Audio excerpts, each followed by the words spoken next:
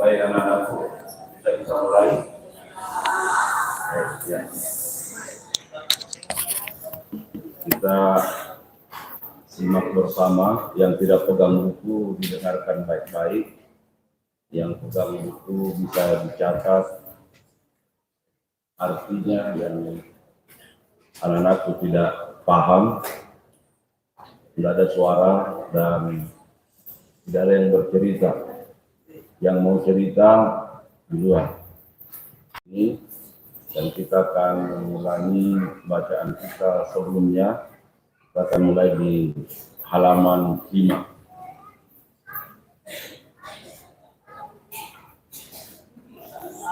Bismillahirrahmanirrahim. Assalamualaikum warahmatullahi wabarakatuh.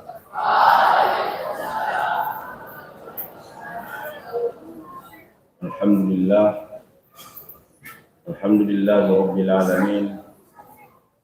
Wassalatu wassalamu ala asyrafil anbiya'i wal mursalin sayyidina Muhammadin wa ala alihi wa ashabihi wa man tabi'ahum bi ihsanin ila yaumiddin. Amma ba'd.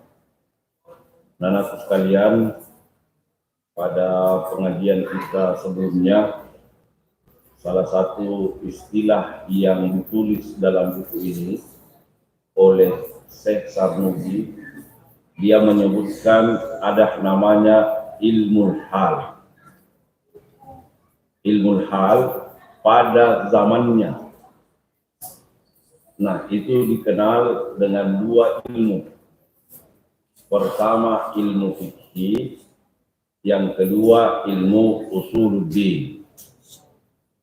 Nah, zaman itu orang yang menguasai ini itu adalah dasar atau modal orang bisa bahagia dunia akhirat. Usuluddin termasuk bahasa Arab di dalamnya. Nah, itu zaman ketika buku ini ditulis oleh pensyarahnya,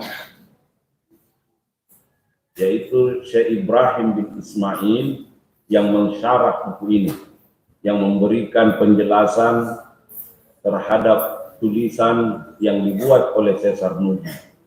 Dia berkata, ilmu hal itu yang pada zamannya adalah fikih dan usuluddin yang di dalamnya ada bahasa Arab, maka saat ini ketika buku ini dia syarah, nah semua ilmu yang mendekatkan orang yang menuntut ilmu pengetahuan kepada akhiratnya, itu yang dimaksud dengan ilmu hal. Jadi ditambahkan apapun ilmu yang kita tuntut, selama ilmu itu bisa membawa kita kepada jalan kebenaran, selama ilmu itu yang menjadi modal kita untuk dekat kepada Allah Subhanahu wa Ta'ala, maka itu disebut dengan ilmu hal. Sebaliknya, kalaupun Anda saat ini belajar fikih, belajar usuluddin, seperti Anda, anak-anakku sekalian semua belajar saat ini, tetapi hanya dipelajari tapi tidak diterapkan. Ya. Di pesantren kita belajar fikih, di pesantren kita belajar tafsir, di pesantren kita belajar ilmu-ilmu agama. Tapi kalau hanya dipelajari dan tidak diterapkan, maka itu juga tidak menjadi ilmu hal. Karena banyak orang yang punya ilmunya, tetapi dia tidak terapkan. Berapa banyak orang yang kemudian ditangkap umpamanya, kalau kita bicara Indonesia secara umum, bukan orang yang tidak punya pengetahuan, bukan orang yang terdidik, tetapi orang yang punya pengetahuan tetapi tidak diterapkan. Nah, contoh umpamanya kita sekarang, para pembina kita, para ajar kita sudah sering menyampaikan ilmu kepada anak-anakku sekalian. Nah, tapi kita tidak terapkan, maka itu juga tidak menjadi ilmu hal. Nah, kita mulai umpamanya dengan yang kecil-kecil. Anda ya, kalau ada guru, kalau ada pembina, kalau ada orang-orang tua kita yang berbicara, maka kan harusnya kita dengarkan baik-baik. Kalaupun kita masih bicara, maka Anda, anak-anakku sekalian, itu tidak mengimplementasikan ilmu yang Anda pelajari. Nah, kalau dari yang kecil-kecil ini saja kita sudah terbiasa tidak mendengar, berkali-kali pembina sampaikan, tetapi tetap juga kita lakukan hal-hal yang melanggar, maka itu artinya kita tidak melaksanakan ilmu yang kita tahu. Nah, ilmu hal ketika dia berbicara tentang fikih umpamanya. Nah, ketika kita diajarkan tentang salat, maka salat itu kemudian harus ditahu rukunnya, syaratnya, sahnya salat itu, sunnah-sunnahnya. Makanya anak-anakku di pesantren itu dipaksa untuk ya membiasakan yang baik-baik itu. Karena kalau tidak terbiasa, ya nanti sampai di luar begitu terus.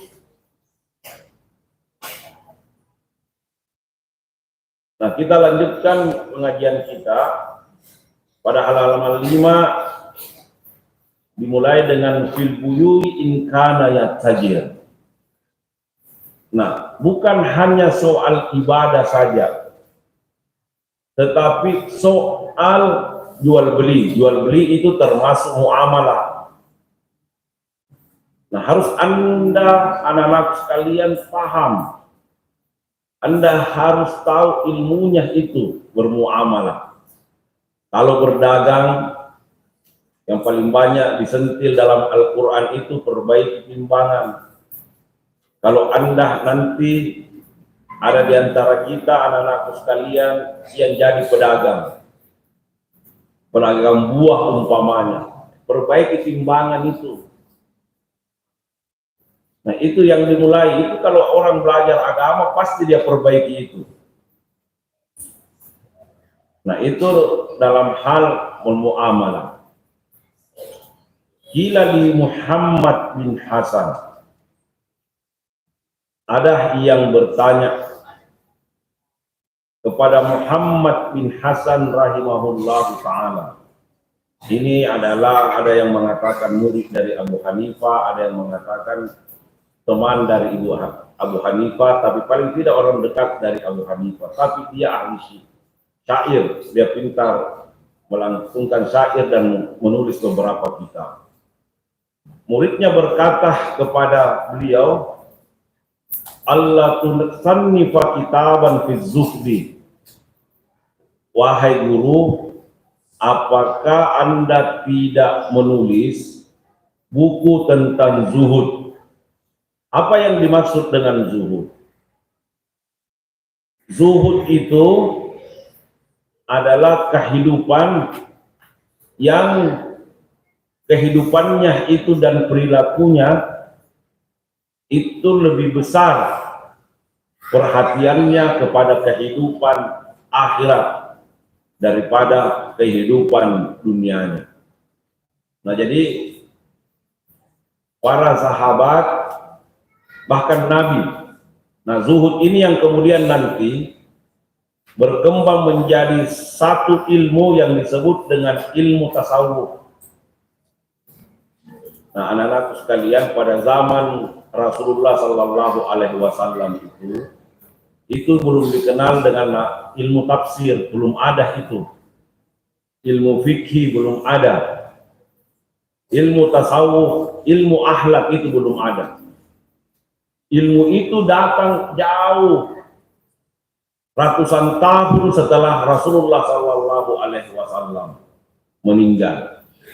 Tetapi sumber dari ilmu-ilmu itu adalah Rasulullah Sallallahu Alaihi Wasallam. Kemudian muncul umpamanya di fikih, ada orang yang menjahar basmalanya, ada yang tidak menjahar basmalanya, karena Rasulullah Sallallahu Alaihi Wasallam pernah memperlihatkan dalam salatnya seperti itu. Maka ulama kemudian ada yang mengikuti jaharnya dan ada yang tidak mengikuti jaharnya itu. Ya, maka biasa kita dengar imam kita ada yang bismillahnya kedengaran, ada yang bismillahnya sir, tidak didengar. Nah, itu karena Rasulullah SAW pernah mempraktekkan keduanya. Nah, jadi ya, ajaran kita di IMIM selama punya dasar, ya, dan itu bukan persoalan akidah, persoalan usul. Nah, maka perbedaan-perbedaan itu kita bisa toleransi. Itu namanya furu'iyah. Itulah yang dimaksud dengan khilafiyah, perbedaan-perbedaan yang cabang-cabang agama ini. Begitu juga zuhud. Rasulullah Sallallahu Alaihi Wasallam itu adalah pada zamannya bisa menaklukkan dua imperium besar, kerajaan yang besar, kerajaan Roma dan Persia. Romawi dan Persia itu ditundukkan oleh Rasulullah Sallallahu Alaihi Wasallam. Tetapi kehidupan keseharian Rasulullah Sallallahu Alaihi Wasallam itu, kalau kita baca hadis, beberapa hadis, setiap sahabat masuk ke dalam rumahnya, sering sahabat keluar dari rumah Rasulullah itu dalam keadaan menangis. Kenapa Rasulullah menangis? Sahabat menangis karena antara lain melihat Rasulullah itu tidur di atas pelepah korma, yang ketika dia bangun bekas-bekasnya itu ada di badannya Rasulullah. Padahal ini adalah sosok yang menaklukkan dua imperium besar. Ya, kalau sekarang dia kalahkan Amerika, dia kalahkan Rusia kira-kira. Tapi Rasulullah kehidupannya sangat-sangat sederhana, jauh dari bayangan seorang raja, jauh dari fasilitas seorang kepala negara. Nah, apa yang ditunjukkan Rasulullah itu, itulah yang kemudian disebut zuhud. Nah, inilah dasarnya orang kemudian bertasawuf. Ya, nanti berkembang menjadi ilmu yang disebut dengan ilmu tasawuf. Nah, inilah yang ditanyakan oleh muridnya. Allah tusannifa kitaban fi zuhdi. Jawaban Muhammad bin Hasan, dia menjawabnya, sannaftu kitaban fil buyut. Jadi dia tidak menjawab pertanyaan muridnya itu dengan jawaban langsung. Dia justru menjawabnya, saya menulis satu buku tentang jual beli. Ya, yang ditanya adalah kitab zuhud, tetapi yang dijawab adalah dia mengatakan saya menulis kitab tentang jual beli. Kemudian dia menjelaskan, yakni az-zahid may yataharras anis subahati wal makruhati fit tijarah. Nah, jual beli yang saya tuliskan ini itu menjelaskan bagaimana jual beli itu yang sesungguhnya. Kalau kita lakukan jual beli seperti yang diperintahkan oleh agama ini, maka kita juga menjadi zahid, Itu juga bisa membuat orang menjadi zuhud. Bagaimana hubungannya jual beli dengan kezuhudan tadi?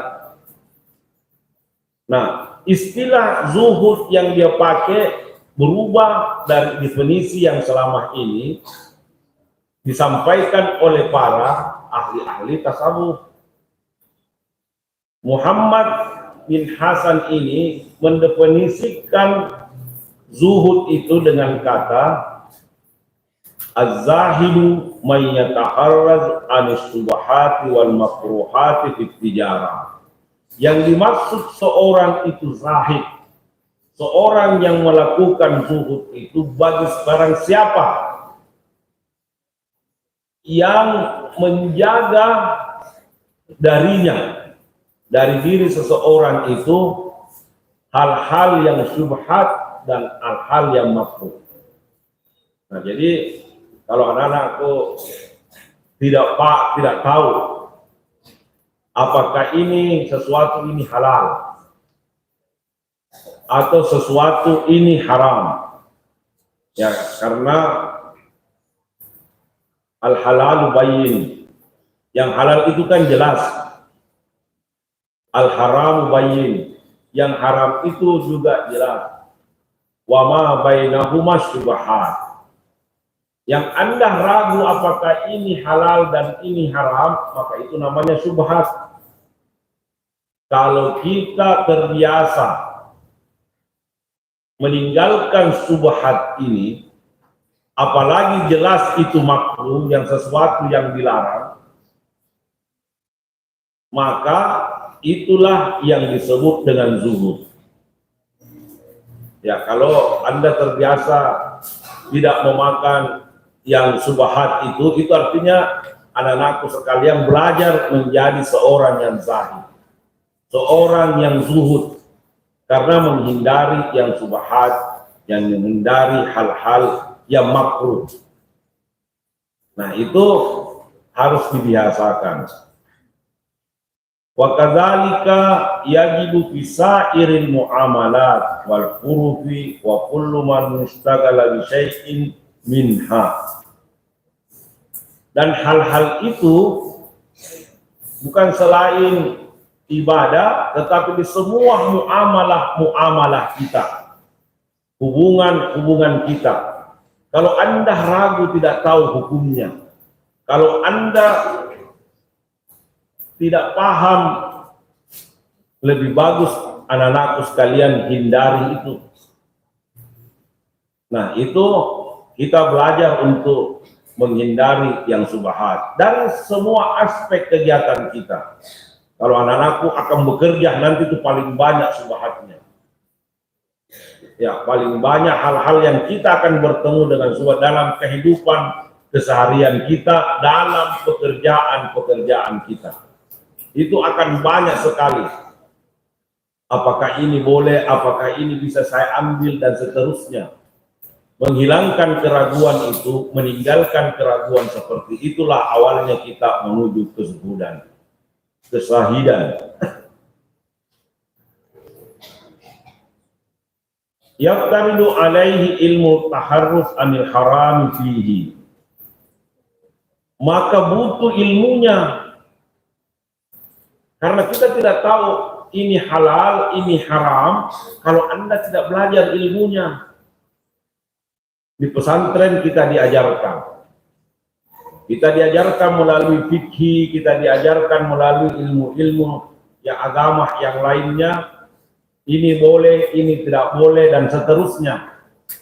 Kalau kita tidak belajar itu, bagaimana kita tahu ini subhat, ini halal, ini haram, ini makruh? Maka kewajiban kita untuk belajar. Itulah yang disebut ilmu hal tadi. Karena karena ilmu yang kita pelajari, akhirnya kita tahu, oh ini halal. Akhirnya kita tahu ini haram. Nah, dengan ilmu pengetahuan kita bisa membedakannya.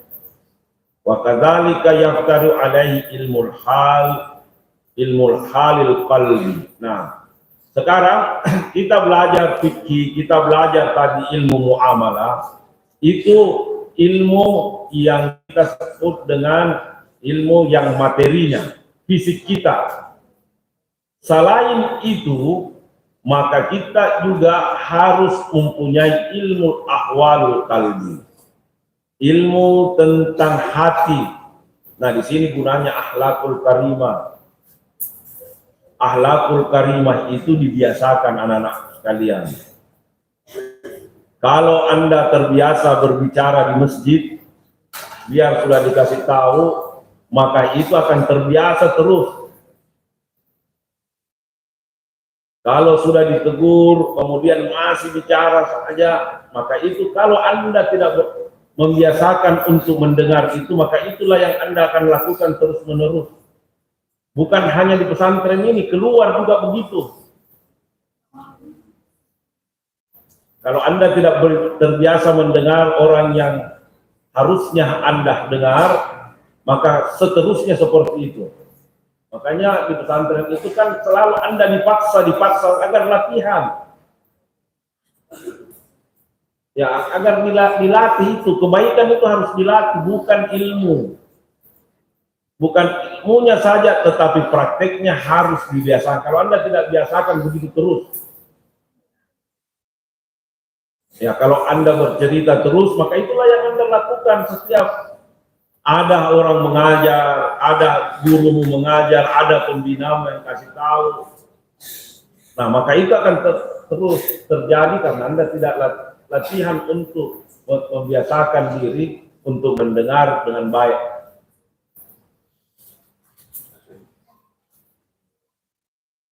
Nah, apa ilmu ahwalul qalbi itu? Antara lain tawakal.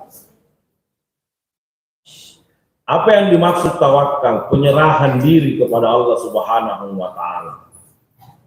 Tetapi yang tawakal itu setelah kita berikhtiar sesungguhnya. Fa iza azamta fatawakkal 'alallah. Kalau Anda sudah punya azam, sudah punya niat yang betul-betul Anda inginkan dan Anda ikhtiarkan itu, maka setelah Anda kerjakan, setelah Anda lakukan, maka serahkan kepada Allah Subhanahu wa Ta'ala. Nah, itu yang dimaksud dengan tawakal. Jadi tawakal bukan tanpa ikhtiar. Tawakal itu datang setelah ikhtiar, setelah Anda berusaha. Selanjutnya al-inabah. Apa yang dimaksud dengan al-inabah? Ada perbedaan inabah dengan taubat. Sama-sama berarti kembali. Tetapi taubat itu kalau Anda melakukan kesalahan, Anda akui kesalahan itu, itu artinya Anda sudah tobat. Tidak Anda berjanji tidak mau lagi lakukan. Tetapi inabah itu, anak-anakku sekalian, harus dibarengi dengan perbuatan baik. Selain kembali kepada Allah Subhanahu wa Ta'ala, selain penyesalan, maka harus diiringi dengan perbuatan baik. Makanya Nabi bersabda, "Wattabi sayyi'atal hasanata tamhuha." Kalau Anda melakukan satu kesalahan, segeralah ikuti dengan satu kebaikan. Semoga satu kebaikan itu menghapus kita punya kesalahan. Nah, itu yang dimaksud dengan al-inabah. Wal hasyata, harus ada selalu rasa takut. Karena dengan rasa takut itulah kita merasa bahwasanya pertama tidak akan melakukan apa yang dilarang oleh Allah Subhanahu wa Ta'ala. Dengan rasa takut itu kita tahu bahwasanya suatu saat kita akan dimintai pertanggungan jawab oleh Allah Subhanahu wa Ta'ala. Terus ar-rida, Anda rida terhadap semua ketetapan Allah Subhanahu wa Ta'ala. Ini akan membuat hati kita menjadi senang. Ya, nanti anak-anakku sudah belajar umpamanya. Anda bercita-cita yang tinggi, sudah bernazar, sudah salat tahajud, sudah lakukan semua untuk menggapai cita-cita itu. Ternyata tidak sesuai dengan harapan kita. Maka ketika kita rida terhadap keputusan Allah Subhanahu wa Ta'ala, bisa jadi itu adalah jalan yang Allah berikan kepada kita menuju apa yang cocok untuk kita. Karena biasanya apa yang kita pikirkan, apa yang kita inginkan, dan kita merasa itu terbaik untuk diri kita, ternyata bukan itu yang terbaik dalam pandangan Allah Subhanahu wa Ta'ala. Asa an tuhibbu syai'an wa huwa khairul lakum, wa asa an takrahu syai'an wa huwa syarrul lakum. Kadang kita mencintai, menginginkan sesuatu yang kita anggap dalam diri kita itu yang terbaik. Ternyata itu tidak pas untuk kita. Sebaliknya begitu, kita merasa, ini salah, ini bukan, ini kemauan saya. Saya tidak mau masuk di pesantren sebenarnya. Keinginan saya seperti itu. Tapi bisa jadi dengan di pesantren ini, anak-anak bisa menjadi orang yang lebih baik. Nah, itulah harapan orang tua kita semua, harapan guru-guru, harapan para pembina, agar Anda bisa menjadi lebih baik daripada anak-anak yang lain. Nah, itu harapan orang-orang tua kita, anak-anakku sekalian. Jadi jangan disia-siakan kedurhakaan kita terhadap orang tua. Niatnya membawa kita ke sini agar kita menjadi orang baik. Sudah tunai orang tua kita kewajibannya menyekolahkan kita dan memilihkan kita satu tempat yang dianggap bahwasanya inilah yang membawa kita menjadi anak-anak yang saleh. Jangan sia-siakan itu. Tapi kesalehan itu adalah harus dibiasakan. Sekali lagi harus dibiasakan anak-anak. Kalau Anda, anak-anakku sekalian, tidak membiasakan itu, maka itu yang menjadi akhlak kita sampai keluar dari pesantren ini. Kebiasaan apa yang kita lakukan, itulah menjadi akhlak kita ke depan. Maka biasakanlah melakukan hal-hal yang baik. Fa innahu waqi'un fi jamil ahwali wa syarful ilmi la yakhfa ala ahadin is huwa mukhtassun bil insaniyah. Kemuliaan ilmu itu tidak akan atau tidak hanya untuk seorang, tetapi kemuliaan ilmu itu dikhususkan untuk semua manusia. Barang siapa menuntut ilmu dengan benar, maka kemuliaan akan mendatangkannya. Oleh karenanya, perbedaan kita dengan makhluk lain itu hanya ilmu pengetahuan. Nah, sehingga penulis buku ini berkata, li'anna jami'al khisali siwal ilm yashtariku fihal insan wa sairul hayawanat. Selain ilmu pengetahuan, kita dengan makhluk lain itu sama. As-saja'ah umpamanya. Mana lebih berani kita dari singa? Kalau Anda punya keberanian, hewan punya. Wajurah, ketegasan, wal quwwah, wal jud, kebaikan itu dimiliki oleh semua binatang. Tetapi yang tidak dimiliki binatang adalah ilmu pengetahuan. Oleh karenanya, para filosof itu mendefinisikan manusia itu dengan kata al-haywan. Jadi kita sama dengan hewan itu. Yang membedakannya disebut dengan al-hayawanun natik. Kita adalah hewan yang diberikan kelebihan berpikir. Nah, sehingga Allah dalam satu firman-Nya berkata, laqad zara'na li jahannama katsiran minal insi wal jin lahum qulubun la yafqahuna biha. Isinya nanti neraka itu dipenuhi dengan jin dan manusia. Kenapa? Karena lahum qulubun, dia diberikan hati, tapi dia tidak pergunakan itu untuk berpikir, untuk merasa. Diberikan lahum a'yunun la yubsiruna biha, diberikan penglihatan mata tapi tidak dipakai untuk melihat yang baik-baik. Walahum azanun la yasma'una biha, Anda punya telinga semua, tapi berkali-kali dikasih tahu jangan ribut, jangan ini, tidak ada yang mau dengar. Iya kan? Apa bedanya dengan binatang? Kalau Anda punya telinga tapi Anda tidak mendengar. Itu yang disampaikan oleh Allah, ulaika kal an'am. Jadi kalau ada di sini punya telinga tidak dipakai, itu binatang. Bahkan Allah berkata balhum adal.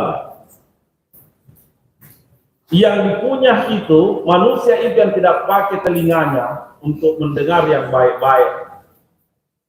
Maka itu adalah binatang, bahkan lebih rendah dari binatang yang sesungguhnya. Karena Anda dipakai untuk berpikir, dipakai semua panca indera diberikan, tetapi Anda tidak pernah mempergunakannya dengan baik. Kapan mau Anda mendengar? Kapan mau Anda dikasih tahu jangan cerita, tapi Anda cerita terus? Kapan Anda mau pakai di telinga? Kapan Anda mau pakai itu? Kalau Anda tidak terbiasa pakai telinga, anak-anakku sekalian, begitulah seterusnya. Maka pembina, guru mengatakan berkali-kali, mengingatkan kita agar itu dipakai. Kalau tidak, Anda akan seperti itu seterusnya, dan itu menjadi akhlak. Dan itu bukan keinginan pembina, bukan keinginan ustadzmu, lebih-lebih bukan keinginan orang tua kita untuk membawa anak-anakku sekalian di pesantren ini. Oleh karenanya, itulah yang membedakan kita. Dan Allah membuktikan itu. Azharallahu ta'ala wa Adam alaihi salatu wassalam alal malaikat. Itulah yang membuat Adam berbeda dan lebih mulia dari malaikat itu. Seperti kita tahu, malaikat itu imannya la yazidu wa la yanqus. Malaikat itu imannya tetap, tidak bertambah, tidak berkurang. Tapi manusia yang mempergunakan tadi akalnya, imannya bisa jauh dari iman malaikat itu. Maka kita tahu kalau kita cerita tentang Mi'raj, Rasulullah Sallallahu Alaihi Wasallam itu bisa makin dekat kepada Allah Subhanahu Wa Taala, tetapi Jibril itu berhenti di satu tempat yang kemudian tidak bisa lagi melanjutkan perjalanan. Nah, karena kekuatan dari manusia itu sendiri, salah satunya adalah ilmu pengetahuan.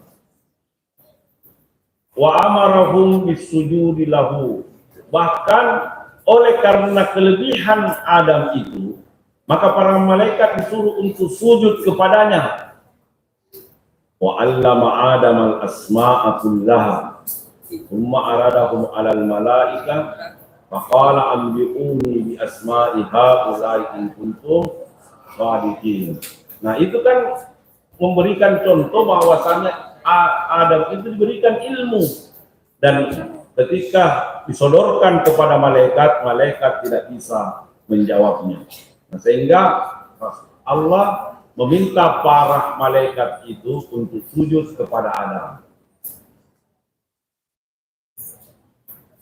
Wa inna ma syarful ilmi li kaunihi wasilatun ila taqwa. Salah satu kemuliaan ilmu itu karena ilmu itu menjadi media, menjadi sarana, menjadi jalan ila taqwa, kepada ketakwaan, wasa'adat fil ubudiyah, dan kebahagiaan yang abadi. Kama qila li Muhammad bin Hasan bin Abdullah Syi'ran, Ada syair, ada syair yang dinyatakan syair ini justru dibuat oleh Muhammad bin Hasan bin Abdullah. Bunyi syair itu, ta'allam, belajarlah anak-anakku sekalian. Fa innal ilma zainun li ahlihi. Karena sesungguhnya ilmu pengetahuan itu hiasan bagi orangnya, bagi pemiliknya. Orang yang berilmu itu pasti dia menjadi atau paling tidak menghiasi pemiliknya. Ya. Wa fadlun, dan membuat pemiliknya itu menjadi punya keutamaan. Wa unwanun likullil mahamil, orang yang punya ilmu pengetahuan dan dia implementasikan pengetahuannya itu, maka itulah sumber kebaikan. Wa kun mustafidan kulla yaumin siyadah, jadikanlah hari-harimu itu bertambah atau bermanfaat dengan cara setiap hari Anda menambah ilmu pengetahuan. Minal ilmi wasbah fi buhuril fawaid, dengan ilmu pengetahuan itu anak-anakku sekalian bisa menyelami lautan faidah, lautan keutamaan. Tafaqqah fa innal fiqha afdal fa'id, belajarlah fikih. Kalau bahasa dulu, sekarang belajarlah semua yang anak-anak sukai. Belajarlah yang sesuai dengan passion Anda. Selama ilmu itu mendekatkan anak-anakku kepada Allah Subhanahu wa Ta'ala, maka itulah terbaik faedah yang Anda dapatkan. Ilal birri wat taqwa wa dal qazib. Sesungguhnya ilmu pengetahuan itu akan membawa Anda kepada kebaikan, kepada ketakwaan, dan sebaik-baik tujuan. Tidak ada lagi. Ilmu itulah yang membawa kita menjadi orang yang sesungguhnya. Ilmu itulah yang membentengi kita kalau kita punya ilmu pengetahuan. Nah, ini dia lanjutkan, huwal ilmu al-hadi ila sunanil huda. Karena ilmu pengetahuan itulah yang membuat kita mendapat kepada jalan untuk mendapatkan hidayah, mendapatkan petunjuk. Kalau kita tidak berilmu, apalagi tidak memanfaatkan ilmu dan tidak mengimplementasikannya, maka hidayah ini akan jauh. Hidayah ini akan kita sulit peroleh. Wa huwal husnu yunji min jami'is syada'id. Dan ingatlah bahwa sesungguhnya ilmu itu akan menjadi benteng kita semua, yang menjaga kita semua dari segala kesusahan. Orang yang punya ilmu itu hidupnya tidak susah. Orang yang ilmunya apalagi bisa dia manfaatkan untuk orang banyak, maka hidupnya tidak pernah susah. Dia akan mengeluarkan kita dari kesusahan. Terakhir, wa inna faqihan wahidan mutawarri'an. Sesungguhnya orang yang punya ilmu pengetahuan, kemudian dia hidupnya itu wara, dia menjaga kesehariannya dari hal-hal, jangankan halal haram, yang subhat pun dia jauhi. Sesungguhnya asyaddu ala syaitani min alfi abidin. Setan itu akan sulit menggodanya, lebih sulit digoda orang punya ilmu pengetahuan dan dia memanfaatkan ilmunya itu daripada menggoda 1000 ahli ibadah tapi tidak punya ilmu di dalamnya, hanya beribadah saja tanpa punya ilmu pengetahuan. Maka itu lebih mudah digoda oleh setan daripada satu orang yang punya ilmu pengetahuan tetapi dia manfaatkan, dia pergunakan ilmunya dengan baik, maka itu akan menjadi benteng dari godaan setan yang ada di sekitar kita. Nah, karena anakku, pergunakanlah waktu sebaik-baiknya untuk kita mengisi hari-hari kita sedikit demi sedikit untuk menambah pengetahuan kita, menambah wawasan kita. Demikian pengajian kita pada hari ini. Kita tutup dengan sama-sama berdoa. Wassallallahu ala sayyidina Muhammadin wa ala alihi wa sahbihi wa sallam. Allahumma ja'alna minal ladzina yastami'una al-qawla fayattabi'una ahsana. Ya Allah, jadikanlah kami orang-orang yang mendengarkan satu perkataan yang baik dan menjadikan kami orang yang mengikuti perkataan itu. Allahumma ja'alna minal ladzina yastami'una al-qawla fayattabi'una ahsana ya rabbal alamin. Allahumma allimna bima yanfa'una wanfa'na bima 'allamtana.